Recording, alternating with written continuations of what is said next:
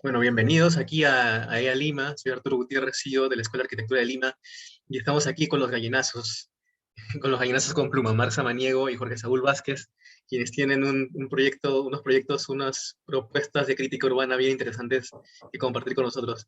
Pero antes voy a compartir lo que es EA Lima. Quería comenzar con nuestro propósito. Nuestro propósito es empoderar a todas las personas, desde un aprendizaje innovador centrado en la curiosidad.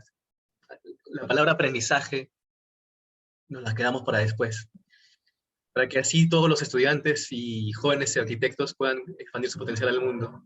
¿Y cómo hacemos esto? Pues con un proyecto que se llama el Curso Concurso. Curso Concurso para prácticas profesionales en diferentes países. El Curso Concurso 1 ofrecimos prácticas internacionales, prácticas profesionales en Atosso Lefebvre, Architects, la oficina francesa, y ganaron Diana y Hugo. Hubo dos ganadores. En realidad fueron tres ganadores, porque a Naomi, que fue el tercer puesto, también la llamaron para que haga proyectos, trabajos freelance. Y ellos están trabajando ya 7 meses. Y seguramente, y parece que se quedan todo el año, el resto del año. Del curso Concurso 2, además de FATOS Elifep, ofrecimos prácticas también en Aldaba, en Santiago de Chile, una oficina de Santiago muy interesante, y Quiere General y Rama Estudio, que son oficinas muy buenas de Quito, de Ecuador. Estas cuatro oficinas también ofrecen prácticas profesionales. Y el curso Concurso 2 está en proceso todavía. Todavía no se termina, todavía no hay ganadores. Todavía en diciembre vamos a saber quiénes son. Y el curso Concurso 3, que lo estamos lanzando ya, desde hace un par de semanas lo hemos lanzado, ofrecemos prácticas profesionales en urbanismo y paisaje en Medellín, Colombia. Esta es en la oficina de Juan David Hoyos, en LAND, que es el arquitecto que ha diseñado Parques del Río Medellín, justamente, que es este proyecto de aquí. Son prácticas profesionales en urbanismo y paisaje, que no se encuentran así nomás ese tipo de prácticas. Y bueno, y es de una oficina que ya tiene experiencia gestionando, construyendo, diseñando un proyecto de múltiples escalas, como es este de Parques del Río Medellín. Así que les recomiendo que visiten la web. Ahí Isaac lo va a compartir. Y bueno, volvemos a la palabra aprendizaje. ¿Por qué es tan importante para nosotros esta palabra? Porque se diferencia un poco de educación. Mientras aprendizaje es tomas con tu mano, aprendes.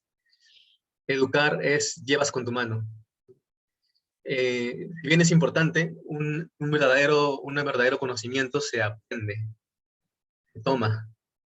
Es por eso que nosotros hemos hecho este seminario Aprender Arquitectura, donde buscamos entender los procesos de aprendizaje de todos estos arquitectos de Ecuador, Colombia y Perú, desde diferentes aristas, no solamente desde el diseño, sino también desde la crítica urbana, desde la innovación, desde el desarrollo, el urbanismo también, desde los estudiantes, desde el urbanismo, el diseño urbano también, con Parques del Río Medellín, con David Hoyos, que tuvimos hace un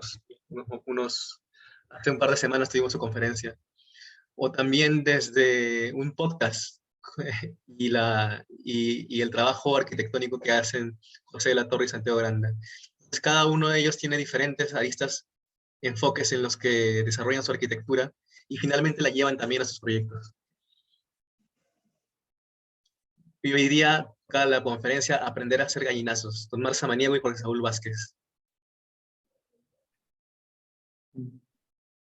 Eh, a ver, aprender a hacer gallinazos obedece al instinto carroñero de ingerir y transformar en algo mejor las intervenciones urbanas que por sus defectos o desidia infectan la ciudad. Nuestras propuestas se encaminan con un pie en la utopía y el otro en el sentido común, buscando provocar debates ciudadanos sobre nuestras diversas visiones y anhelos de ciudad. Marc Samaniego es arquitecto y consultor independiente con experiencia en diseño de proyectos educativos, comunitarios y espacio público. Ha sido coordinador del proyecto Parques Culturales Bicentenario de Aula, Espacios para el Aprendizaje, coeditor de la revista Arquinca y gestor de Arquitrips Latinoamérica. Es creador de Gallinazos con Pluma, espacio de reflexión y crítica propositiva sobre proyectos urbanísticos. Y Jorge Saúl, un momentito, que dejar pasar. Y Jorge Saúl Vázquez Es arquitecto con experiencia en diseño de proyectos de arquitectura, paisajismo y mobiliario. Es socio fundador y jefe de proyectos en MAS, Oficina de Arquitectura. Ha sido colaborador en Putumayo, Taller de Arquitectura, Aula, Espacio para el Aprendizaje, y actualmente es miembro fundador del colectivo de crítica urbana Gallinazos con Pluma. Quiero empezar con las 3 preguntas eje que tenemos. Y ustedes ven cuánto las responden. La primera es, ¿recuerdas la primera experiencia que te acercó a la arquitectura? La segunda pregunta, ¿cómo aprendiste a hacer arquitectura en la universidad? Y la tercera, ¿cómo haces arquitectura hoy? Bienvenidos, Marc y Jorge Saúl. Hola Arturo, ¿cómo estás? Saludos a todos los que están conectados. Hola chicos, ¿qué tal? Saludos a todos también, un placer. Entonces, Arturo, estas 3 preguntas las vamos a responder al inicio, ¿ya? Y luego, con un modo de presentación también de nosotros. Y luego compartimos la presentación que hemos preparado con diapositivas de las distintas publicaciones que hemos hecho desde Gallinazos con Pluma. Y también hemos querido abarcar un poco más para mostrar algunos proyectos que junto con otros colaboradores, no solamente nosotros dos, vale la pena decir también que en Gallinazos también somos 4 personas en total. De hecho hay un quinto gallinazo que se ha sumado hace poco. Y luego queríamos presentar estos proyectos de arquitectura en los que hemos participado en colaboración con otros y que de alguna forma se vinculan, tienen un hilo conductor, ¿no? Hay un eje común. Entonces, te doy el pase, Jorge Saúl. Sí, bueno, respecto a la primera, resolver un poco las primeras preguntas, ¿no? La primera pregunta es, ¿recuerdas la primera experiencia que te acercó a la arquitectura? De hecho, para mí el tema de la casa, y creo que para muchos, para tal vez todos, no sé, la casa es como una especie de hito referente de cómo percibimos el primer entorno en el que estamos, ¿no? Y particularmente yo tengo un recuerdo de estar en Trujillo. Mi casa es una casa de adobe, eh, con un techo de quincha, ¿no? Con madera y quincha, en donde filtraba la luz por teatinas y que daba la puerta a la calle, ¿no? Un poco a nivel de anécdota o experiencia, eh, en taller 3, ¿no? Recuerdo que nos pidieron hacer un módulo de vivienda social.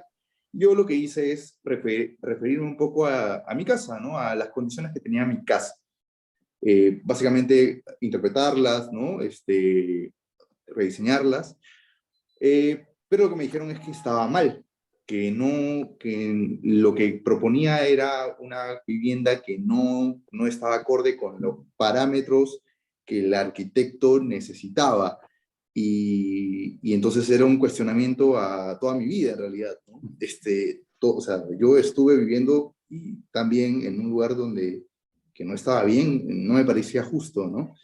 Y a lo largo de la carrera un poco, eh, traté de poder interpretar en realidad lo que estaba pasando, ¿no? En los distintos talleres donde otra vez vi vivienda, e incluso llegando a la tesis, que básicamente la tesis era responder esa pregunta que primigenia, ¿no? De qué cosa es habitar, qué cosa es vivir en un lugar de 4 paredes o no, ¿no? Pero qué de pronto es calidad de vida en uno de ellos y qué de pronto simplemente son parámetros que uno u otro arquitecto reglamentista simplemente nos dice que es verdad, ¿no? Entonces era una cosa como no solamente de aprender, sino también de desaprender de aquello que de pronto nos generan dogmas, ¿no? Eso, como primera pregunta, no sé tú, Marc. Claro. Sí, en mi caso también es algo parecido. Creo que pasa en todos cuando uno se comienza a reflexionar. También tiene que ver con los primeros años en los que uno eh, juega, porque básicamente uno juega, y cuando tienes objetos alrededor, tus juegos un poco los van asimilando. Y en mi caso, yo crecí un poco en el borde de la ciudad, en Lima, una zona que se fue consolidando poco a poco, pero que al inicio era muy árida. Entonces, y también la casa, como muchas, se fue construyendo en etapas. Entonces siempre había como rumas de arena, de piedras, hasta de ladrillos, y bueno, y unos jardines incipientes en aquel momento. Entonces con ello yo armaba mis juegos, ¿no? Entonces siempre creo que este tema, digamos, de, de tierra, de arquitectura, digamos, de excavar, sí, yo lo he visto reflejada en muchos proyectos que he ido desarrollando tanto en la universidad como ya en la carrera, ¿no? Esa arquitectura de sustracción muchas veces, porque es así como jugaba eh, desde niño y como fui aprendiendo como inconscientemente a ser arquitecto, ¿no? Y luego en la carrera también te enfrentas y te das cuenta, como muchos, yo no sabía exactamente qué era arquitectura, en mi familia no habían arquitectos o personas vinculadas al diseño. Entonces, pero a mí, como muchos también me imagino, de los que han estudiado arquitectura, son arquitectos, les fascina el dibujo, ¿no? Y ese era mi caso también. Entonces, a través del dibujo, de la creación de imágenes, de objetos, eh, también fue que me acerqué a la arquitectura y luego comienzas un poco en blanco. Los primeros años de la universidad son un poco para conocerte a ti mismo, también estás en una etapa de maduración. Y luego, en un momento, hay un momento creo que todos en la carrera nos damos cuenta o que estamos hechos para esa carrera o que no, y la abandonan algunas personas. Yo me di cuenta a mitad de carrera que sí, este era mi camino, y, y bueno, y comencé pues a congeniar mucho más con los compañeros, con los profesores, y a tener una, digamos, una carrera mucho más llevadera y placentera, ¿no? Entonces yo creo que al final en la carrera puedes aprender muchas cosas técnicas, al final no sé cuántas de ellas todavía las tengo en la cabeza, pero creo que sobre todo comienzas a creer en ti, en tus capacidades y también en el trabajo colectivo que uno pueda hacer a partir de ello, ¿no? Eh, por ahí dejo algunos matices, digamos, de esta Genial, pregunta. eso es importante, ¿no? De creer en ti, al aprender arquitectura. Claro, es que cuando uno duda, ya sea arquitecto o ya sea gafitero, si tú escuchas a gafitero que duda de algo, pucha, ya perdió toda credibilidad. Y un arquitecto también. Un arquitecto tiene que tomar decisiones. Entonces, tienes que tener cierto nivel de confianza. Tampoco puedes también, digamos, exagerar. Todo el mundo desconoce muchas cosas y hay que ser honestos también y transparentes cuando uno desconoce algo. Claro, ¿No? pero también, Ujú. digamos, o sea, yo creo que está bien dudar, pero tal Sí. vez no dudar de uno mismo necesariamente, ¿no? Sino de dudar de aquello que te dicen que es verdad, ¿no? Que no creértela toda. O sea, hay un ejercicio de cuestionarte y tener un poco bien formado de pronto en qué crees tú y de pronto ya a nivel intuitivo, porque como primer alumno, etcétera, primeros años, vas un poco descubriéndote, pero también tienes algunas certezas o de pronto algunas intuiciones que de pronto si alguien te dice no, no es que se acaba el mundo, ¿no? Sino más bien, oye, investiga un poco más, ¿no? O sea, créetela tú y ve, busca otros referentes y cuestiona lo que te cuestionan, ¿no? Ujú, totalmente. Y de hecho, ahí conectamos con gallinazos, porque el gallinazo lo que hace es justamente dudar de todo, ¿no? Vuela de manera vigilante, no se te acerca, pero nunca lo puedes tocar, está ahí observando toda la ciudad y está haciendo un trabajo también silencioso. Hablo del gallinazo, el animal. Nosotros solo buscamos digamos, digamos, es una imagen muy interesante de la de este noble animal que Una está en la metáfora para lo que ciudad. ustedes hacen, ¿no? Ujú. Sí, de alguna Finalmente. forma el nombre describe bastante lo que tratamos de hacer en el colectivo, como en la descripción lo decían, ¿no? De transformar, en este caso, transformar la realidad a partir de los imaginarios, ¿no? O sea, transformar los imaginarios que están al final, que finalmente se materializan en proyectos urbanos, ¿no? O en políticas públicas, en algunos casos, pero básicamente estamos enfocados en proyectos urbanos o de planificación, ¿no? Y hay Ujú. algunas aristas más que podemos abarcar, porque la arquitectura tampoco tiene límites y también es atravesada por cualquier, digamos, disciplina o forma de pensamiento. Entonces Solo, les compartimos un poco, sí, sí, de una un vez, poco de las una, de una, de ideas una, de una, de una. que están detrás y lo que hemos Claro, ido perfecto. construyendo en estos 2 años ya Dale. que hemos estado. A ver, voy a Eh, compartir entonces. Mm, sí, Marc, bueno, mientras pones esto, yo quería acotar, ¿no? De hecho, si pones la diapositiva de origen, ¿no? Que claro, a nivel de, como proyecto, digamos, de colectivo, lo que trata de hacer Gallinazos en realidad es ser un medio de comunicación para cuestionar y también para proponer, ¿no? Cuestionando y proponiendo, no solamente una cosa, ¿no? Y tratar de llevar los temas urbanos a más allá de la burbuja de arquitectos, ¿no? Que era siempre lo que nos cuestionábamos, ¿no? ¿Por qué esto que creemos tan importante solo lo hablamos nosotros? Si de pronto todos estamos metidos en esto, ¿no? Entonces trata de jugar sí, con lo pop, con lo de pronto, con los memes a veces, ¿no? Para llegar a ser viral, llegar a puntos donde no hemos ingresado todavía esta intelectualidad arquitectónica, etcétera, para hablar en realidad de temas que nos competen a todos, ¿no? Eso, claro, y eso es un poco Gaina. además que las redes nos permiten esta interacción, ¿no? Entonces también recibimos muchos comentarios, a veces positivos, a veces muy críticos, y los recibimos todos, al final son visiones de la ciudad y de lo que debería ser, porque ese es el tema central, ¿no? Sí, yo Eh, solo, sí, adicionalmente, claro, esto empieza como un juego, en realidad, entre amigos que hablan siempre de pronto de lo mismo y dicen, oye, pero esto estaría bueno compartirlo, ¿no? Quiero claro. mencionar sus nombres porque son parte, eh, hablo de Jorge Picón, de Rodrigo Zamudio, Francesco Raggio, que se ha integrado, y también nuestro amigo Miguel Gómez, que a veces nos acompaña, incluso en las charlas, etcétera, que está ahí rondando siempre. Y bueno, los que les hablan, ¿no? Eso. Ujú, excelente. Entonces, uno de los primeros proyectos que buscamos cuestionar era el proyecto urbanístico en la Bajada Armendáriz, ¿no? Como recuerdan, aquí en algún momento se propuso hacer un puente peatonal que lo cruzara y en ese momento todavía no había la idea del parque ni nada, entonces, y luego ya apareció la idea de un parque, ¿no?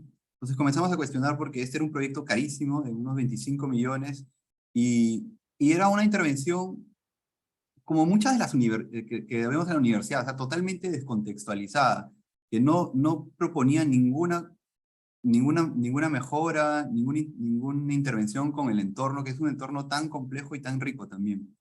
En este caso, consideramos que había suficientes infraestructuras y espacios públicos como para atravesar, digamos, o conectar Barranco con Miraflores sin necesidad de un puente o un atajo, digamos, que, que limitara algo que no es necesario en la Costa Verde. La Costa Verde es un espacio paisajístico, uno la recorre no para llegar del punto A al punto B, sino, hablo de la parte alta del malecón, sino para disfrutarla. Entonces, creíamos que un diseño con mayor espacio peatonal y ondulante que nos invite a aprovechar de cada espacio verde residual que hay en nuestras secciones viales era mucho más pertinente que el proyecto que se estaba haciendo, que es un proyecto que al final ya está prácticamente terminado, pero que queda totalmente encajonado, no tiene conexiones con la playa, tiene un solo ingreso, que ahora está siendo controlado y todo, entonces no es realmente un espacio público orgánico y abierto y conectado con los demás espacios de la ciudad, como la playa, que es tan importante en Lima y que le damos tan poca importancia, ¿no? En contexto de pandemia, también en los primeros meses comenzaron a hacerse virales algunas fotografías por la sorpresa que dio, digamos, el momento que los autos dejaron de circular. El cielo se liberó un poco de este smog que a veces también a su vez se camufla con nuestras nubes, pero que es finalmente un colchón de smog. y desde algunos lados de la ciudad se comenzaron a observar montañas muy lejanas, y nuestro ejercicio aquí fue básicamente, pues las fotos no son nuestras, fue de identificar estas montañas. Y este momento en el que el mundo se paró nos permitió o sea, ubicarnos en un punto que era nuestra casa, y cómo veíamos nosotros el mundo a partir de él. Y nos dimos cuenta que el mundo era más amplio porque podíamos, digamos, descubrir que podíamos ver la cordillera hasta Marcahuasi desde Chorrillos, ¿no? Entonces fue muy revelador también haber hecho este ejercicio de identificación de montañas que creo que dio bastante que hablar en aquel momento. Sin embargo, más allá de la parte romántica que hubo tal vez para algunos privilegiados que tenían trabajo y que podían hacerlo de casa, como nosotros, era que los casos de COVID comenzaron a incrementar alarmantemente, y esto ya se volvía apocalíptico porque no sabíamos qué iba a pasar, ¿no? Y se identificó que los mercados eran los principales puntos de contagio. Entonces, en ese sentido nos reunimos con algunos arquitectos de Huancayo, que ahí estamos enumerados con César Perazo, Nicolás Inostroza y con los arquitectos de Putumayo, para repensar cómo podría ser la organización de estos mercados, ¿no? Tanto en Lima como en Huancayo, que son ciudades comerciales, digamos, por excelencia. Y es ahí donde, en paralelo al desarrollo de esto, comenzamos a contactarnos con arquitectos de diferentes ciudades y del Colegio de Arquitectos, y que poco a poco, que también estaban reflexionando sobre ello, y todo eso en paralelo también fue confluyendo en programas municipales y del gobierno, ¿no? Entonces, si bien no hay una vinculación directa, de alguna forma también participamos de manera independiente en este proceso, y organizamos algunos conversatorios en los que todos pudimos compartir estas reflexiones que al final fueron tomadas también por los municipios, ¿no? En caso concreto de Lima, y luego se extendió a todo el país. Luego, en las noticias también veíamos temas de coyuntura. Por ejemplo, en el noticiero indicaban que los parques se convertían en los nuevos focos de contagio, ¿no? Lo cual sabemos, o al menos estamos convencidos de que es todo lo contrario, ¿no? Entonces, en este noticiero, un personal de salud muestra unos gráficos del distrito de San Martín de Porres, ¿no? Con unas manchas muy grandes, como pueden ver, hay unas manchas de calor donde habían más contagios. Entonces nos acercamos a nuestro plano de parque y resulta que es todo lo contrario, que justamente las zonas de más contagios son las zonas que no tienen espacios públicos, ¿no? Que es a lo largo de la avenida Perú, que tiene muy pocos espacios y tiene también una serie de mercados. Y luego, extendiendo esto, nos damos cuenta que en realidad, más allá de esta burbuja de Lima Central, que tiene grandes parques abiertos, ¿no? Como el Malecón o el Parque Castilla, o algunos parques entre comillas abiertos como el Parque La Reserva o el Campo de Marte, que tienen rejas pero que se puede ingresar de alguna forma. Sin embargo, a todos los demás grandes parques de nuestra ciudad hay que pagar un ingreso, y eso creo que ya todos lo saben, eso solo sucede en Perú. O sea, no hay ninguna ciudad, al menos en Latinoamérica, donde se pague para ingresar a un parque, ¿no? Hace poco en un video de unos arquitectos mexicanos que estaban muy sorprendidos de esta normalización, ¿no? En Lima. ¿Cómo hacemos entonces para crear más espacios públicos? Entonces aquí generamos una propuesta identificando que Lima cuenta al interior digamos, del tejido urbano con una serie de cerros, pequeños cerros, digamos, aislados de la cordillera, que están rodeados por esta mancha urbana, ¿no? Y que de alguna forma son unas islas. Entonces, nosotros con un proyecto que llamamos Acupuntura para un Paisaje Urbano Sostenible, o APUS, lo que planteamos era promover que estos espacios residuales, sin uso, o en muchos casos que han sido, o que tienen intenciones de ser invadidos, ¿no? Se conviertan en grandes espacios públicos que además tengan la condición de mirador, ¿no? Un mirador que nos permitiría, como una ciudad, desde la ciudad, poder contemplar nuestra dimensión, digamos, urbano y paisajista. Con esto podríamos elevar o casi duplicar las áreas verdes que tenemos en la ciudad, con un espacio público además muy interesante y rico, que es estos espacios públicos elevados. En este tiempo también, en estos últimos años, se ha estado desarrollando el plan de desarrollo de Lima, ¿no? El plan de desarrollo metropolitano, Plan MET 2040. Ya, Lima tiene ya hoy 12 años que no tiene un plan urbano aprobado. O sea, nuestro plan ha caducado en el 2010, ¿no? Entonces, 12 años caminando a la deriva, a ciegas, ¿no? Directos al precipicio. Y en esta coyuntura es que el municipio, la Municipalidad de Lima, los técnicos han propuesto organizar la ciudad en 5 macro distritos, ¿no? Y bueno, y obviamente el Callao mantiene toda su autonomía. Más allá de esa polémica Lima-Callao, nosotros vemos que el territorio tiene una continuidad histórica y hoy también, digamos, en todo sentido, que está articulada por los 3 grandes ríos urbanos de la ciudad, ¿no? El Chillón, el Rímac y el Lurín. Y proponíamos un poco para también llevar esta discusión de organización de distritos a organizar una ciudad en tres grandes macrodistritos, de esta manera.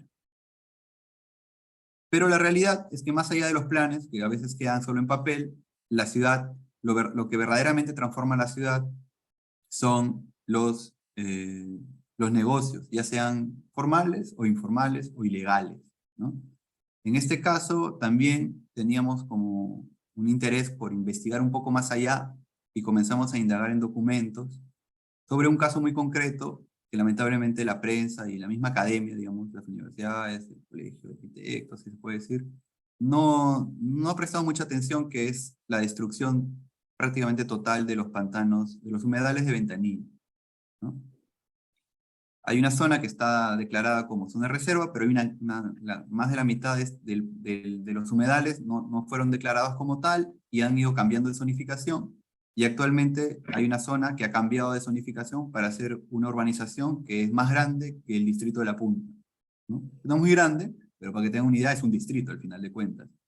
Y todo esto lo comenzamos a investigar y se hicieron algunas conferencias, conocimos a gente de colectivos ciudadanos del Callao y comenzamos también a revelar ciertos aspectos un tanto oscuros, que es lamentablemente la normalidad de cómo se ha ido construyendo no solo Lima, sino buena parte de las ciudades del país. A su vez, también, volviendo a los grandes proyectos metropolitanos, municipales, hay un proyecto muy importante que era extender el metropolitano hacia Caraballo, ¿no? Actualmente, la última estación es la de Naranjal, es en el borde de Independencia y Comas, y se iba a extender 10 kilómetros a lo largo de la avenida Universitaria. Lo particular es que la avenida Universitaria cuenta con una alameda central de 10 kilómetros, perdón, corrijo, contaba, porque esa alameda ya no existe, ¿no? Contaba con una alameda de 10 kilómetros de árboles, ¿no? Que tenían más de 30 años de plantados, y que fue totalmente destruida por la ampliación del metropolitano, ¿no? Para que tengan una idea, quienes tal vez algunos sí viven en Lima Norte, conocen, pero para quienes viven en Lima Central, toda la avenida Arequipa o la avenida Salaberry tienen 5 o 6 kilómetros de alameda central con árboles. Aquí se ha destruido 10 kilómetros, ¿no? Y no pasó nada en realidad. Y lo que siempre criticábamos es que esta es una avenida muy ancha, que ya tiene 4 carriles de cada lado, o sea, tiene 8 carriles vehiculares. Entonces, ¿cómo es posible que no podamos transformar alguno de esos 8 carriles para que pase el metropolitano y tengamos que destruir el poco espacio verde que había en el distrito, que estaba aquí además concentrado? Y nuestra propuesta era hacer un corredor ambiental con espacios recreativos y además también mostrar el canal, que es un canal histórico que sale del río Chillón, que es el que ha dado vida pues a toda esta vegetación, ¿no? Y esto nos permitió también organizar una serie de conversatorios con importantes urbanistas y profesionales de distintas ramas, que nos permitió, bueno, tener unos enfoques más amplios de esta problemática, ¿no? Esto acompañando, por supuesto, al colectivo de gestión y defensa de espacios públicos de Comas, que fueron también protagonistas y de hecho fueron quienes nos contaron de esa problemática y que acudimos a, digamos, a proponer algunas imágenes y propuestas y reflexiones urbanas al respecto, ¿no? Bueno, esto para que continúe un poco Jorge Saúl, les Ujú. contamos ahora algunas reflexiones o críticas con propuesta de espacios públicos de Lima. Sí, o sea, de hecho, un poco los tópicos que hemos abarcado son distintos y tienen que ver con investigación, tienen que ver con, digamos, activismo, tienen que ver con propuestas, articulaciones con otros colectivos, ¿no? Pero también respondiendo a lo coyuntural, ¿no? A de pronto aquella información que encontrábamos que, digamos, de distinta índole relacionado al espacio público o a las cosas urbanas que pasaban alrededor, ¿no? En este caso, por ejemplo, salió un anuncio de ProLima diciendo que había recuperado la plaza 2 de 2 mayo. de mayo.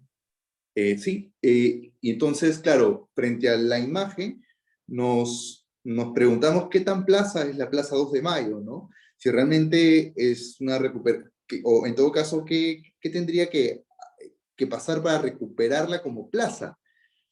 Entonces, aquí generamos un ejercicio de qué tendría que pasar de pronto en esos 5 carriles inmensos de óvalo que existen, cómo podríamos cruzar de un lado al otro sin que eso sea un fastidio muy fuerte, ¿no? Sabiendo que tenemos una semaforización y de pronto la integración de áreas verdes tanto por encima como por debajo a nivel de tierra, digamos, de la plaza, ¿no?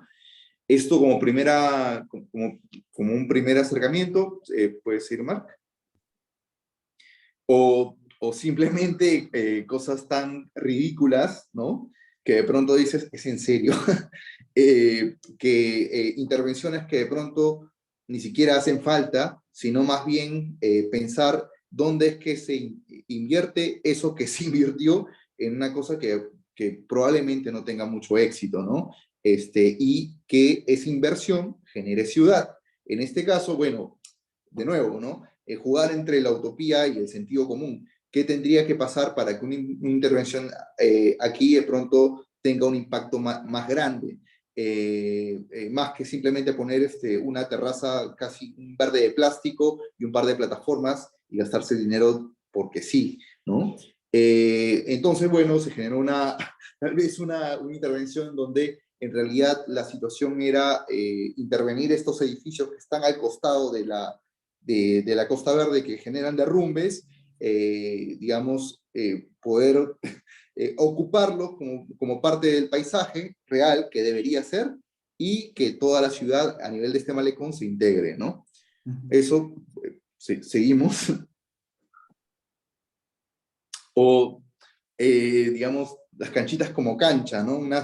En un momento la municipalidad empezó a colgar una serie de intervenciones que tenían que ver con el desarrollo de losas deportivas, que todo bien. Sin embargo, si solamente se queda en intervenciones como esta, pues en realidad no está tan bien, porque no hace que de pronto estos recursos puedan ser, digamos, invertidos de manera eficiente, si no es que por lo menos vislumbramos una condición de plan. Para eso, sin duda, hay que hacer un esfuerzo de crítica de que programas como desactivados como el Barrio Mío, ¿no? Vuelvan a integrarse digamos, a los quehaceres de la municipalidad. Y en todo caso, ante situaciones como esta, pues, más que losas aisladas, entender que son proyectos articulados que de pronto vislumbran un paisaje de ciudad distinto, ¿no? Como en la imagen. ¿Entiendes? O de pronto, ante la situación de que de pronto un elemento, un monumento incómodo como que nos interpela en torno a lo que es la sexualidad, etcétera, sea tan fuerte lo que genera, que al final un par de vándalos lo que hace es derretirlo, ¿no? Ante esto, ante una situación así, pues simplemente, y generando el turismo que ha generado, pues simplemente debes un poco darle vuelta al asunto. ¿Puedes pasar al siguiente, por favor? Y de pronto generar un poco lo que se ha generado ahora, ¿no? Con una serie de elementos, pero dándole una fuerza más fuerte, más integral, ¿no? De pronto, ¿qué pasa si Al final esto... lo hicieron, o sea, al Y al final de ese final lo hicieron, proyecto ¿no? lo hicieron. No nos llamaron, pero lo hicieron. Pero claro, acá un poco jugamos, ¿no? ¿Qué pasa si la fertilidad tiene que ver con el agua, ¿no? Y estos huacos eróticos, pues también son parte del agua en torno también al contexto en el que están, con el sol de Moche, etcétera, ¿no? Y desestigmatizar la sexualidad que de pronto estaba en el arte común de nuestros antepasados, ¿no? Eso, ¿no? A ver, siguiente. No, ya no hay más. Y bueno, para poder cerrar un poco esto, era el aniversario de Lima, y entonces nos topamos con el escudo, ¿no? El escudo que tiene una serie de símbolos distintos, y que esos, digamos, aves, esas aves negras en realidad no son gallinazos, como muchos creen, sino son águilas negras, que son símbolos ya de los reyes católicos. Pero entonces, claro, ese símbolo de esa Lima colonial que ya no está, bueno, en todo caso nos daba que pensar qué pasaba si había, qué pasaba si Lima tenía un símbolo para estas nuevas épocas, ¿no? Para Lima de hoy, que es muy distinta a la minúscula que en un momento fue. Tan importante como era, pero era muchísimo más pequeña que la que tenemos ahora, con una diversidad, ¿no? Cultural distinta, etc. Entonces, tratamos de imaginar cómo podría ser un escudo para esta nueva Lima, ¿no? Una Lima de todas las sangres, y tal vez que eso puede estar en el escudo, tal vez entender que pronto el escudo pueda tener eso que da origen al Valle de Lima, a la ciudad de Lima, que son sus tres ríos, y que esos guardianes, esas aves guardianes que tiene, no son más que aquellos que realmente están y son parte del sistema ecológico de la ciudad, que son los gallinazos, ¿no? Y con eso, y en vez de la estrella, pues el sol, ¿no? Con eso se acaba esta parte, que es un poco el quehacer del colectivo como tal, de gallinazos con pluma, pero que también, y esto para darle pase de nuevo a Marc, ya a nivel de otro tipo de participación y contribuciones con otros digamos, colegas, podemos, con esta misma perspectiva crítica, desarrollar proyectos, otro tipo de proyectos, ¿no? Proyectos distintos. Ahí le doy el pase a Marc. Gracias, profesor Saúl. Para continuar, todavía tenemos unos 15 minutos, estaba revisando el tiempo, para no pasarnos. Y la idea es ahora presentar dos proyectos. Voy a presentar un proyecto en el cual tanto Jorge Saúl como yo participamos en un concurso, y también importante mencionar que fue un equipo de seis integrantes en total.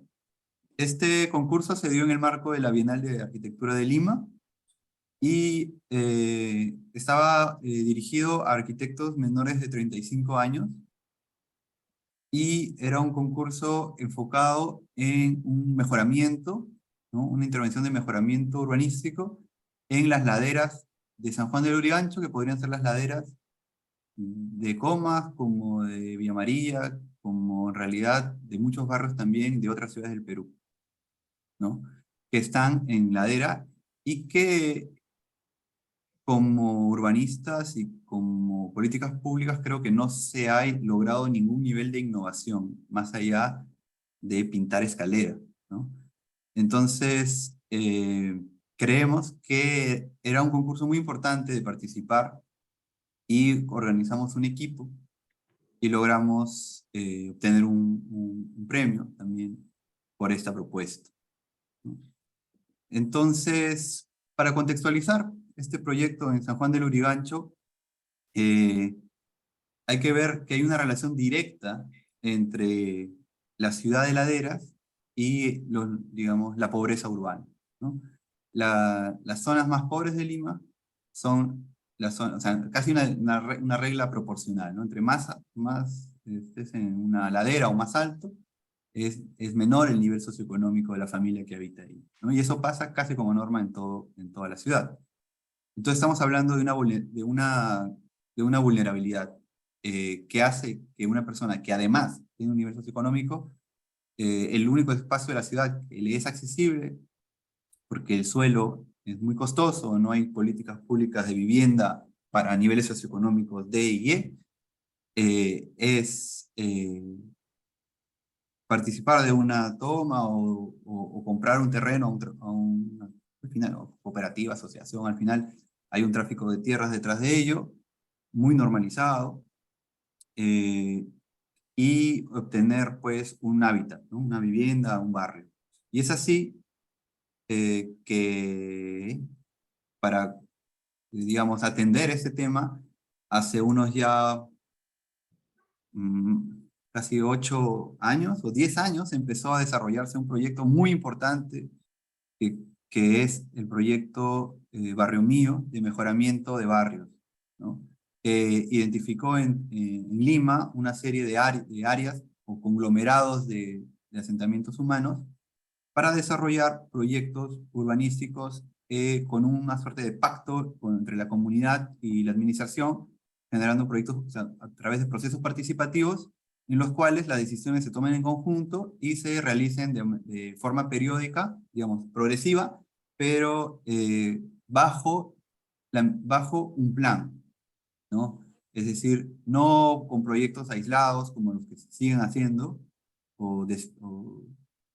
sino con unos proyectos integrales. Y es en base también a esa experiencia bueno, vale la pena mencionar que se ha podido lograr a generar en algunas ciudades latinoamericanas, como Medellín, Ciudad de México, o ciudades en Brasil. También hay proyectos de este estilo, que son los PUI, los proyectos urbanos integrales, que en nuestra ciudad han quedado en el olvido, ¿no?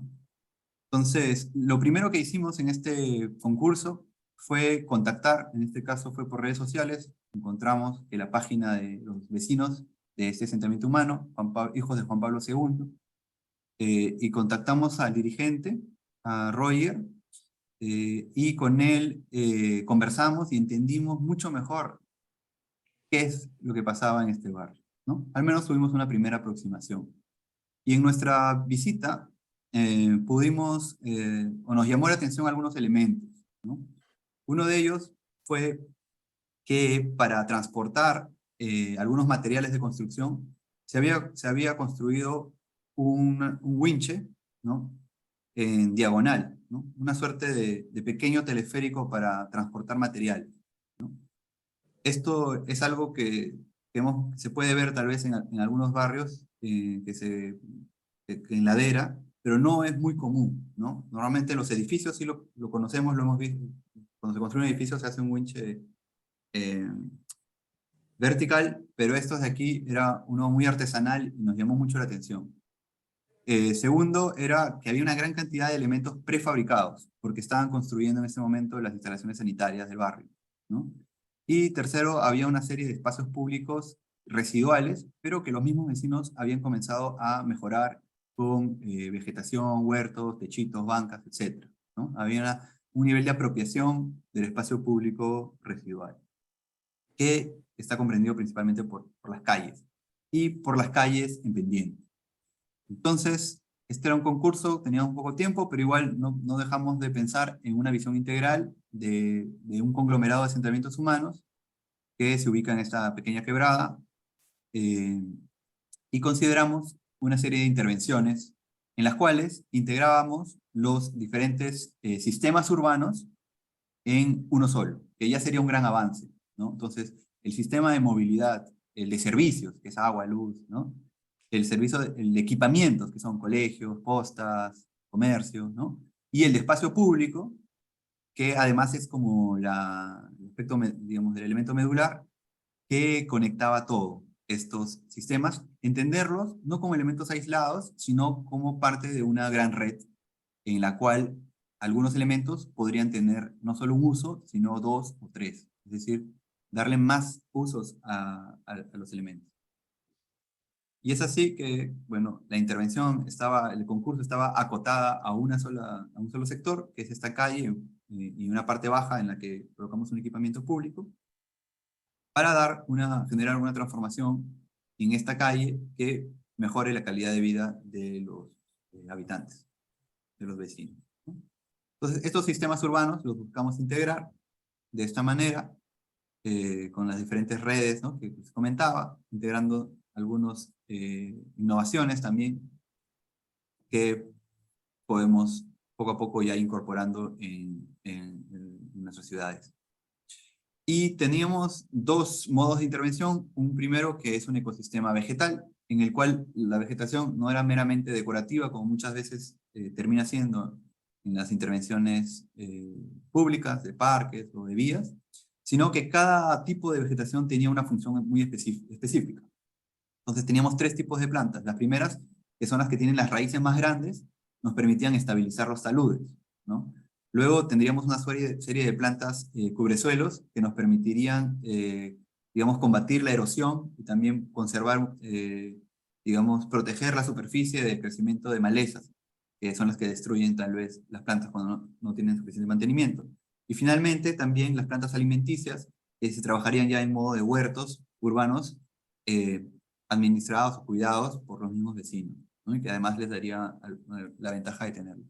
Y el segundo ecosistema es el ecosistema de prefabricados, que son elementos que se pueden construir en serie en un taller, de manera que podemos tener un control de calidad, una mayor eficiencia en el recurso de los materiales, ¿no? Podemos sistematizar el recojo, el ensamblado, etc.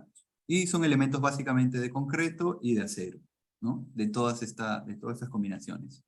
Y con ellos podemos lograr una intervención de una calle en pendiente, que tiene una serie de elementos que tienen una sección baja, una media y una alta, que voy a mostrar a continuación, ¿no? Entonces, la sección baja es un elemento importante, como pueden haber visto en esta propuesta de calle pendiente, que es el teleférico liviano, o Guaro, como se conoce en Perú, este sistema, y que existe ya una política del Ministerio de Vivienda muy grande para hacer guaros en zonas rurales, ¿no? Principalmente para cruzar ríos. Pero los teleféricos urbanos todavía, en el caso de Lima, son incipientes. En otras ciudades están mucho más consolidadas, como La Paz, Medellín, Caracas, Río de Janeiro. Los teleféricos son casi algo cotidiano, pero en Lima todavía es algo extraño, ¿no? Entonces, lo que nosotros pensamos es que podríamos tener pensar un teleférico a la escala de los barrios, como los mototaxis a la escala, es como un bus a la escala del barrio. El teleférico liviano es un teleférico a la escala de un barrio, ¿no? En este caso, este sistema nos permite varias cosas, ¿no? Además, ser un punto de recolección de basura y desmonte, lo que simplificaría la vida enormemente y también la higiene, ¿no? Entonces tendríamos una base ahí en el primer nivel para poder generar digamos, esta logística. También en la parte baja, muy importante, un edificio comunitario que sea polivalente en múltiples usos, puede asumir usos temporales, puede tener talleres, gimnasios, también un comedor, una sala de usos múltiples, podemos atender temas de salud, de educación, capacitaciones. Lo importante de todas esas actividades es que haya infraestructura y que haya también una gestión detrás con personas capacitadas para poder dirigirlo o programas del Estado que puedan, en todo caso, tener una presencia en esta infraestructura, ¿no? O también ONGs, etc. Esto se vería más o menos así. Tenemos unos zócalos comerciales de servicios comunitarios, en concreto, como una suerte de aterrazamiento, y unos contenedores reciclados que nos permiten, digamos, aprovechar mucho más este espacio con unas estructuras que lo soportan, ¿no? Y que tendría más o menos esta imagen, ¿no? Luego, en la parte media, lo que prevalece o lo que destaca son los huertos urbanos. Estos están, como se puede observar, al lado de las casas, de manera que, como es un espacio público, al final es una calle, no vehicular, es una calle peatonal, eh, una calle que tiene bastante sección, entonces que parte de la zona verde pueda ser también aprovechada por los vecinos, cuidada y también aprovechada por ellos mismos, ¿no? Lo que permitiría además una serie de interacciones lúdicas, ¿no? Entre los vecinos y los visitantes, que mejoraría también la socialización, la calidad de vida de todos, ¿no? Y finalmente en la sección alta, digamos donde sería la estación de llegada, es bien importante porque eso daría accesibilidad a todas las personas, pero sobre todo a las personas con dificultades para caminar, como las personas mayores o los niños o alguna persona con discapacidad. Y además, entendiendo que la cresta de nuestros cerros pueden ser también parques lineales, pero también pueden ser como recolectores de energía. En este caso, este acueducto, que también, digamos, canaliza el agua desde un tanque elevado, también es el soporte para paneles fotovoltaicos y también para molinos eólicos que podrían proveer de energía. Esto puede parecer muy futurista, pero en realidad esto ya está llegando en las industrias en todo sentido y en muchas ciudades ya es una normalidad tener techos con paneles o con molinos eólicos. Estos están adecuados a la escala también, ¿no? A una escala menor. Bueno, con respecto a los teleféricos, aquí hay unas referencias que ya existen, que funcionan para turismo, para la producción en países vecinos, y en el Perú también ya tenemos bastantes guardos construidos en todo el territorio, especialmente en la Amazonía. Y en las industrias, en el caso de la minería, también ya existe tecnología, digamos, bastante económica para poder generar estos sistemas mecánicos, electromecánicos. Y además, como recuerdan, hace un momento presentábamos el proyecto de APUS. Esto también en Lima podríamos, no solo para las zonas de vivienda, sino también podríamos considerarlo para algunos espacios públicos y generar acceso, por ejemplo, al Morro Solar o al Cerro San Cristóbal o a otros cerros urbanos que, que podrían verse beneficiados por este tipo de teleféricos que se harían ya a la escala de cada uno de estos lugares, ¿no? Eso básicamente, y ahora para terminar, Jorge Sol les va a contar sobre un proyecto concreto que se construyó hace unos años y que tiene de alguna forma, no nos dimos cuenta porque este proyecto es antes de Gallinazos, pero ya tiene el germen un poco de todo lo que conlleva este tipo de reflexiones y cómo las tratamos de llevar a nuestra práctica profesional como arquitectos. Sí. Bueno, si quieres podemos pasar a la siguiente, el siguiente slide. Solamente para complementar lo que decía Marc, de hecho la tecnología existe, ¿no? Hay de hecho una institución de la Marina que se dedica al desarrollo de tecnología como la de los guardos, ¿no? Entonces, realmente en el Perú, que estamos preparados para este tipo de tecnología, la estamos, ¿no? Es un poco un tema de visión y de planificación lo que sí hace falta, ¿no? Bueno, hace unos años, junto a Carlos Restrepo, desarrollamos, el estudio de Carlos Restrepo es Putumayo, ¿no? Desarrollamos un centro infantil Baltasar para la Fundación Baltasar y Nicolás. Es una fundación que se dedica a, digamos, la pedagogía para niños de la primera infancia, desde los 0 a 3 años. Ellos han desarrollado toda una metodología, ¿no? Que implica, digamos, digamos, una especie de escuela para pequeños niños junto a sus padres, ¿no? Y con 3 tutores, o digamos, un tutor para cada 7 padres, digamos, ¿no? Cada padre con su niño. Pueden ir, la idea es que vayan los 2 padres, si no puede, van uno, ¿no? Pero la idea es que siempre, que ambos puedan estar integrándose digamos, a este tipo de pedagogía. Y esto en zonas, digamos, un poco más periféricas, ¿no? Por decirlo así. En todo caso, podemos pasar al siguiente slide. De manera un poco rápida. ¿Aló? ¿Marc? pues creo que Mark se ha ido. Allá, aquí está. Entonces, ¿qué pasa con, con un poco las dinámicas que hay en la pedagogía de Baltasar y Nicolás? Bueno, hay una serie de elementos distintos que tienen un carácter pedagógico distinto, ¿no? Todos ellos en relación a, digamos, un perímetro, y la idea es que cuando vengan los niños con los padres, este espacio cambie, ¿no? El espacio es un espacio libre de juegos, ¿no?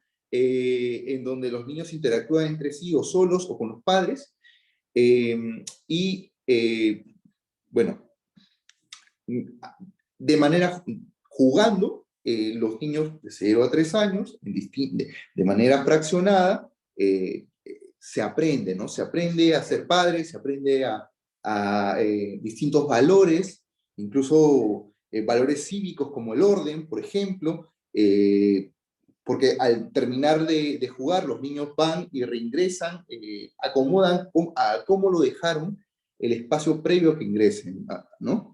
Entonces, se nos encargó el desarrollo de un CIP, ¿no? Un centro infantil en el área de Ventanilla, Pachacútec, y acá tenemos un poco el recorrido, ¿no? El local era un local de una institución educativa y se nos había dado un pequeño terreno, ¿no? Puedes pasar al siguiente. Y bueno, sí, la siguiente, no hay problema. Y bueno, ¿qué es lo que pasaba? La institución, Baltasar y Nicolás, la fundación, lo que podía hacer es, digamos, tenía la capacidad de gestión para poder incorporar donaciones, y la idea es que el proyecto pueda ser desarrollado con la menor cantidad de dinero posible, ¿no?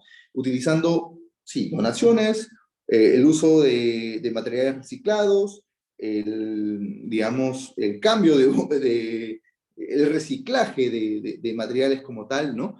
Y nos movemos en un contexto del Callao, donde hay muchos containers, ¿no? Estos containers tienen una duración de hasta 14 años. Después de ello, se tienen que dar de baja porque no pueden ya ser trasladados de un punto de un lado al otro, ¿no? Entonces tienen que ser reusados como otra cosa. Estamos en ese contexto. El mismo contexto, de lo que vemos en Pachacútec, es que la gente, digamos, se las ingenia para poder reusar y reciclar o darle uso a los reciclados para distintas cosas dentro de lo que es arquitectura, ¿no? Vemos cercos de palets, plataformas con llantas, viviendas de madera con pallets, y la madera de los pallets recicladas, hay hasta una especie de industria de eso, ¿no? En donde los pallets los reciclan y les dan un uso distinto a modo de paredes, ¿no? Siguiente. Entonces, la pregunta era, ¿no? ¿Cómo un proyecto de infraestructura educativa se adhiere a las lógicas constructivas de Pachacútec y desarrolla un proyecto de calidad arquitectónica que dignifique la expresión del reuso y el reciclaje y sea contenedor y contenido de aprendizaje, ¿no? La idea es que dentro de las lógicas de reciclaje podamos desarrollar un proyecto de calidad arquitectónica para el uso, digamos, sensible que tiene el proyecto. Siguiente. Entonces, lo que se pensó es, se había conseguido dos containers donados. Estos containers tenían unas aberturas, igual ya estaban como un poco habitables, digamos, con una serie de ventanas. Entonces, lo que se decidió es poner los containers paralelos y separarlos en función de la cantidad de metros cuadrados que nos pedía, en ese caso era Cunamás, ¿no? Tenía un ratio por persona en el espacio, se acomodó, la separación nos dio ese rango, a esa separación se lo desplazó para generar un ingreso, y por el otro lado un espacio para las oficinas. Siguiente. Y a nivel de corte, esta separación, lo que hicimos es cortar lo que es las fachadas que daban entre sí, y las elevamos como un techo, y estas paredes justamente tenían unas ventanas. Esas ventanas en la parte de arriba funcionan como teatinas, ¿no? Siguiente. Entonces, este es como un pequeño, digamos, una planta del proyecto, ¿no? En donde básicamente el programa que implica es un pequeño espacio exterior de recibo, ¿no? Con unos muebles de pallets. En la parte interior, una zona un par de zonas de juego, ¿no? Donde se depositan digamos, los juguetes, y un espacio central que es donde da el espacio para que los niños interactúen de manera libre. La idea era poder contar con unos muebles después también, y hacia la parte posterior había una oficina y un depósito, y en la parte, digamos, la parte superior superior había unos baños, ¿no? Y esto es un poco la lógica constructiva que tiene, es los dos containers, una estructura de metal que se pudo gestionar a partir de donaciones, los muebles de palets del ingreso, el piso es una losa de concreto en la parte del medio, un segundo, marca la siguiente, la anterior, y,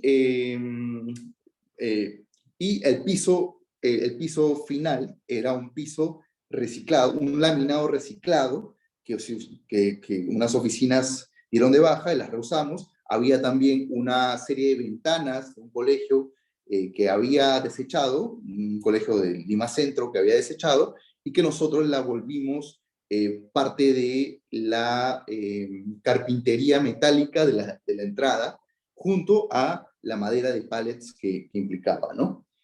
Su cerramiento. Siguiente.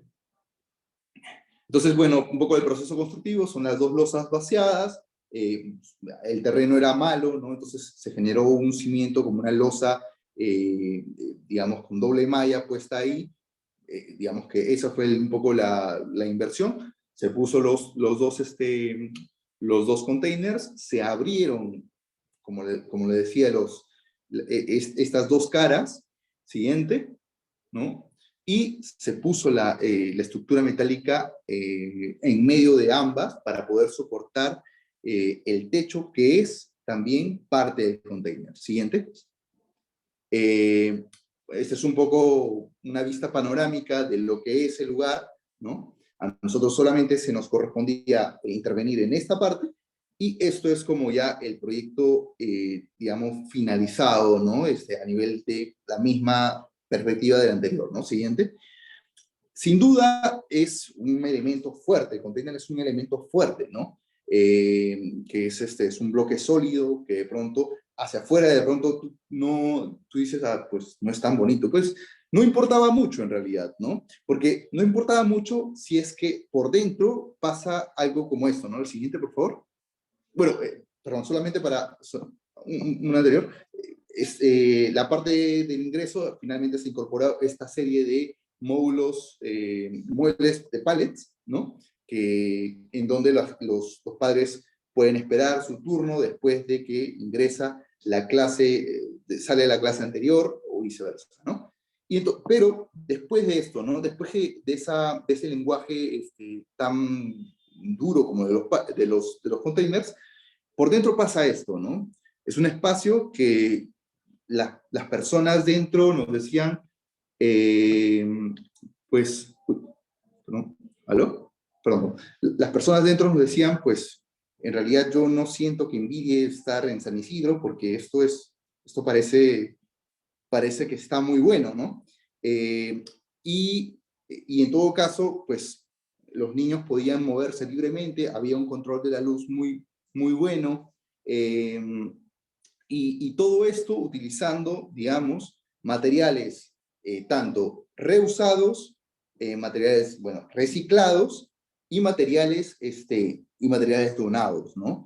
En la manera, digamos, casi que no tuvimos que comprar mayor cantidad de materiales, salvo lo que son las losas, porque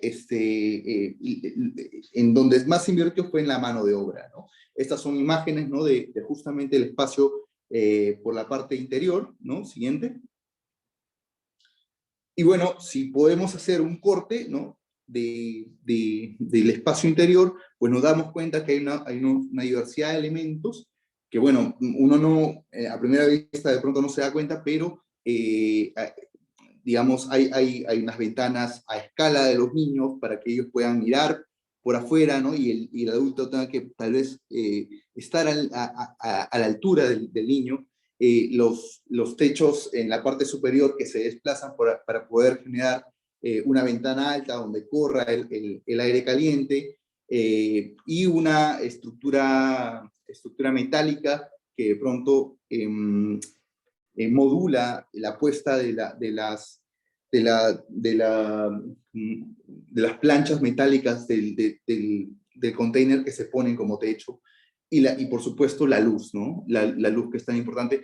Y después los distintos herramientas, como por ejemplo estas puertas de madera que se ve al frente, que son en realidad unos perfiles metálicos que eran antiguas ventanas convertidos en puertas, ¿no? Siguiente, bueno, lo mismo, ¿no? Siguiente. Y ya los niños haciendo uso del espacio, moviéndose de manera libre, ¿no? En el espacio de luz que había, ¿no? Y bueno, esto de acá, no sé si hay una imagen más. Y eso es todo. Eso es todo. Muchas gracias.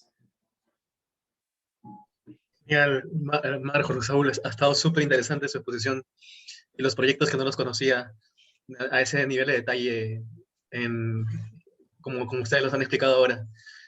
Hay muchísimas cosas que hablar, sin embargo yo quería eh, primero invitar a todos a que también puedan hacer alguna pregunta para armar la conversación. Y yo quería comenzar con este tema de la observación, ¿no? ¿Cómo ustedes observan una realidad? ¿Cómo esta observación a través de una crítica, es una observación crítica que pasa por un filtro que ustedes mismos tienen, bueno, se vuelve insumo para sus propios diseños? El tema de la observación aquí es muy importante porque, por ejemplo, en el caso de los parques, como lugares de focos de contagio, que salió en las noticias, nadie se daba cuenta que Era eran un los... fake news. Exacto, que era un fake. Ujú. Y porque no observaban, o sea, solamente han dado la noticia por darla, Ujú. pero ustedes, o sea, quiero destacar esta observación porque es algo muy característico de los gallinazos. En Claro. ustedes, De hecho, digo. los gallinazos tienen un sentido, bueno, también del olfato, sobre todo, pero de la vista también muy agudo. Entonces, también cae a pelo. Pero quiero decir, sí, evidentemente, ahí se nos hizo muy evidente porque nos pusieron la prueba en la pantalla. Como viste, pusieron el mapa de una cartografía con unas huellas de calor, ¿no? Algo como muy científico, diciendo, los parques generan contagios. Esas huellas de calor eran donde había más contagios, y que resulta que ahí no había ni un parque, ¿no? Entonces, para nosotros que nos gusta la ciudad y que la recorremos, la estudiamos y también, bueno, trabajamos en algunos momentos hemos trabajado para áreas, digamos, municipales, así, se nos hizo muy rápido, no faltó observar con mucho detenimiento, hay cosas muy evidentes que saltan a la luz, ¿no? Ese era un ejemplo, ¿no? Pero cómo esta observación se convierte en un insumo para el diseño, para la propuesta. Ujú. Bueno, en ese Mm, caso concreto no tanto, porque el diseño es como la última etapa, ¿no? Si seguimos planteando diseñar parques enrejados, eh, probablemente si nos toca diseñar un parque zonal, no va a quedar opción que hacerlo dentro del marco de lo que está establecido, ¿no? Que es mm, un proyecto en el cual hay una boletería, un cerco perimétrico, ¿no? Y así, ¿no? Entonces creo que a veces el diseño finalmente es un último eslabón, ¿no? De cómo se construye la ciudad. Por eso también, sobre todo, cuestionamos no tanto los elementos de diseño, si te das cuenta, las críticas pues, no están enfocadas en elementos muy puntuales de diseño, sino en la idea que hay detrás, ¿no? ¿Qué es lo que hace que un municipio metropolitano como el de Lima, ¿no? inaugure con bombos y platillos la recuperación de la Plaza 2 de Mayo cuando es imposible ingresar a esa plaza? O sea, Claro. ¿cómo pueden o sea, cometer un error tan evidente y cómo luego toda la prensa lo saluda, lo repite, ¿no? Se comparten noticias, van periodistas y nadie hace una sola crítica o un comentario al respecto? Es porque han normalizado una ciudad que no tiene espacios públicos accesibles.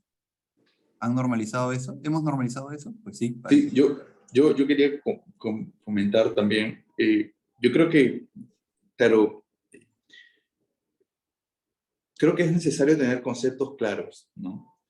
Con conceptos claros, más allá de la autoridad de turno que te diga que eso es lo que, ¿no? Esa es la verdad, de nuevo, ¿no? Este caso del profesor, de pronto, como, como extrapolando, ¿no? La figura de autoridad que te dice que algo está bien y que de pronto, si tú tienes los conceptos claros y crees determinadas cosas, te las cuestionas, ¿no? ¿En serio está bien esto? ¿De verdad? Eso te lo puede decir un profesor, te lo puede decir la autoridad del alcalde, que de pronto le interesa hacer más proyectos para cobrar algo, o no sé, o simplemente por digamos, cierta ignorancia, o te lo puede decir un canal de televisión en vivo con una autoridad de salud diciéndote cualquier cosa y diciéndote estos son datos, ¿no? Pero no son datos nada más, sino es que se interpretan a partir de conceptos claros. Entonces, creo que eso sí tienes que tenerlo bien como, ese chip siempre tiene que estar dentro de tus ojos, ¿no? Para poder justamente que esa observación también sea una observación interpretativa, ¿no? Esto que has dicho es algo súper importante, ¿no? Conceptos claros de cómo, o sea, del urbanismo, de la ciudad, de qué estaría bien y qué puede ser trampa, ¿no? Lo que te están engañando. Pero también esos conceptos claros yo veo que están en sus obras. O sea, finalmente en la propuesta urbana que hicieron para el concurso, se ven ahí una serie de capas que se superponen y que generan este rizoma, ¿no? Que ustedes han hecho. Justamente por conceptos claros que vienen desde el sentido común, como dice, ¿no? Pero también que vienen El menos desde lo que común de los existe. sentidos. El menos común de los sentidos, el sentido común. Es que en verdad es difícil muchas veces o sea, en una realidad con tanta información, con tanta información contradictoria incluso, puede ser difícil eh, entender cuál es el sentido común y cuál no, por dónde va el tema. O sea, estoy seguro que muchos estudiantes que nos siguen muchas veces se preguntan, pero en verdad esto tiene que ser así. Claro, Entonces, y solamente para completar, ¿no? De hecho, a veces como que como sentimos que de pronto, eh, que porque mucho leemos de determinadas cosas o etcétera, ya conocemos lo que tiene que ser, ¿no? Y realmente no hay nada sí, ok, tú vuelas y ves desde muy arriba las cosas, pero también vas y caminas, ¿no? Vas, caminas y conversas con quien está, ves lo que pasa exactamente y las respuestas a veces, pues, y que suene cliché porque sí, pero eso es lo que pasa, ¿no? La respuesta está en el lugar ahí, ¿no? Entonces, ujú, no, esa capacidad de observar, sí, está bien, en vuelo alto está bien, pero tienes que bajar también y observar caminando, ¿no? Hay distintas maneras de observar y creo que todas son complementarias entre sí, ¿no? ujú.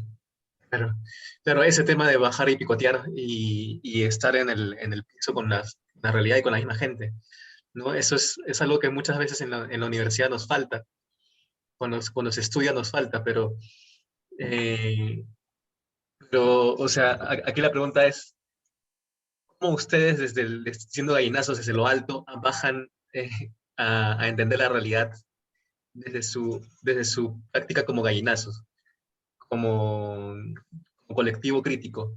Porque, o sea, como proyecto o sea, a ver, como proyecto es más sencillo tal vez decir, mira, hay un proyecto en tal lugar, voy a este lugar a visitarlo, a conversar con la gente, etcétera, ¿no? Pero desde una crítica, desde lo alto, a veces me parece que puede ser más difícil bajar y concretar.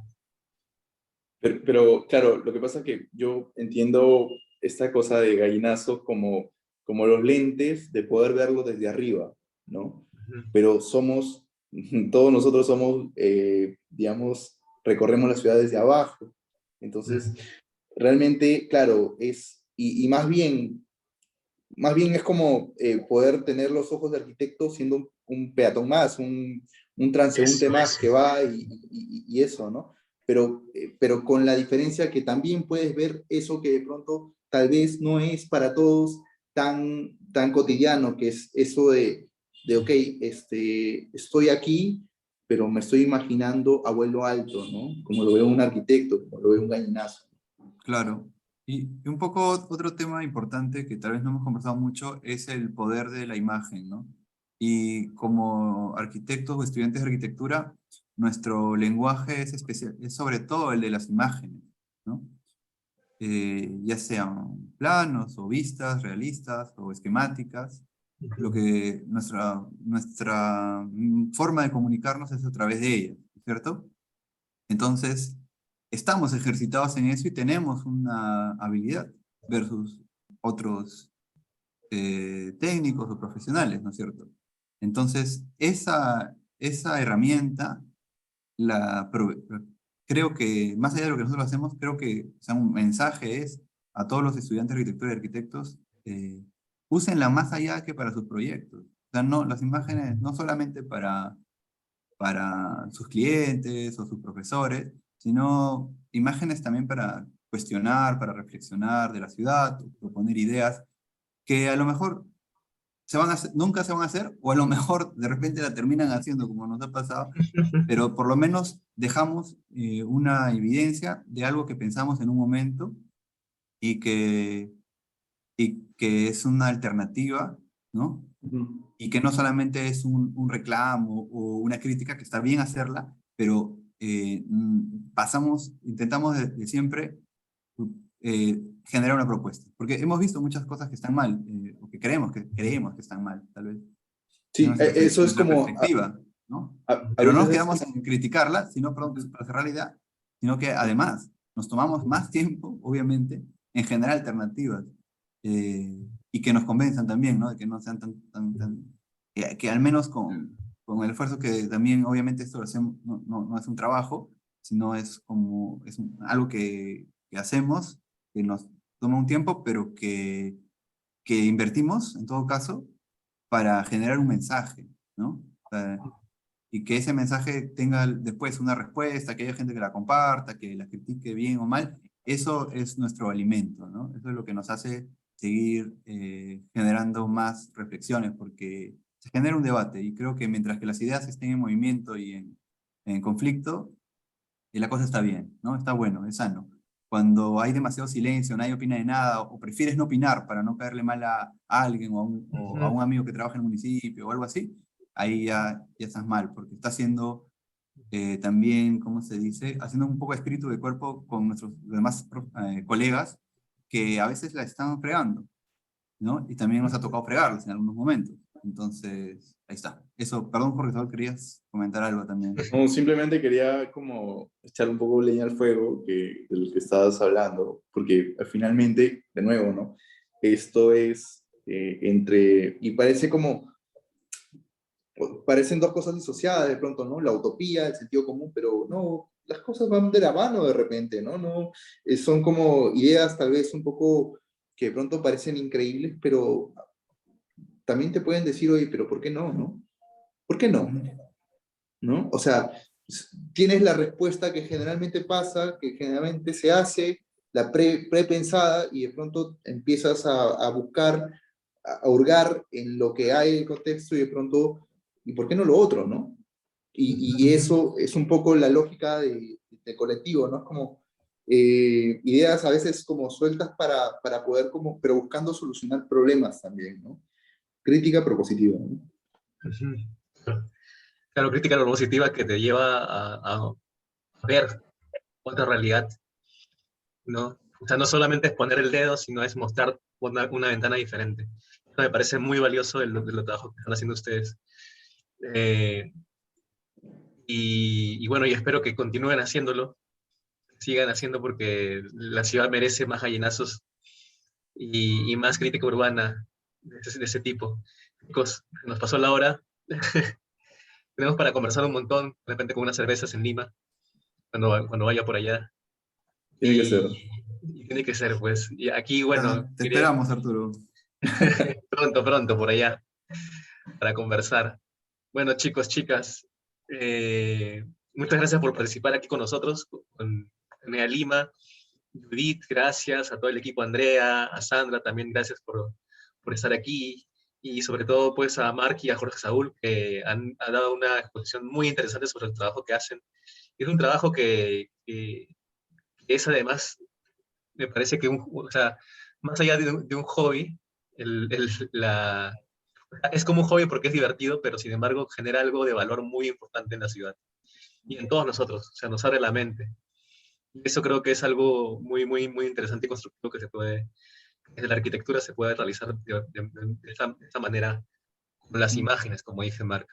Así es. Además de esos proyectos también. Entonces, bueno, muchas gracias por todo y por estar aquí. Y nos vemos en Lima.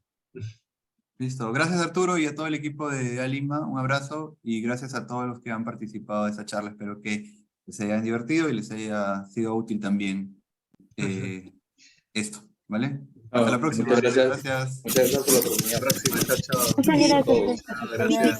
Gracias. DJ Huevito. Y seguimos con la